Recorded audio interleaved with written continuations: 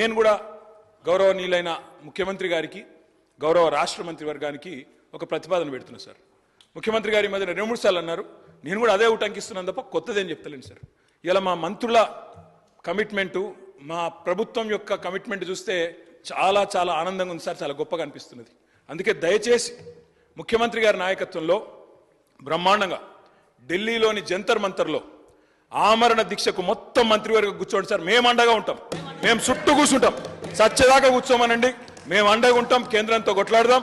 మొత్తం మంత్రివర్గం మంచిగా జంతర్ మంతర్లో కూర్చోండి, ఎమ్మెల్యేలు అందరం వస్తాం, ఎంపీలు అందరం వస్తాం, అందరం పోయి కూర్చుందాం, అంతూ చూసుకుందాం సార్. ఎందుకంటే ముఖ్యమంత్రి గారి ఈ మధ్యన ఒక్కసారి కాదు, రుణమాఫీ అంటే హరీష్ రావు దీక్ష చేయాలంటాడు, ఉద్యోగుల సమస్యలు నిరుద్యోగుల సమస్యలు అంటే నన్ను ఆమరణ దీక్ష చేయమంటాడు. అందుకే నేను అడుగుతా ఉన్నా సార్, మొత్తం కేబినెట్ కూర్చోండి, మేము అండగా నిలబడతాం, 1000 మంది వస్తాం. మీరు నిధులు తెచ్చుడో కేబినెట్ కు అంటే ఏం కావాలని నేను కోరుకోను సార్, ఆమరణ దీక్ష కూర్చోవాలని చెప్పి మనస్ఫూర్తిగా మీ కమిట్మెంట్ అభినందిస్తూ ధన్యవాదాలు.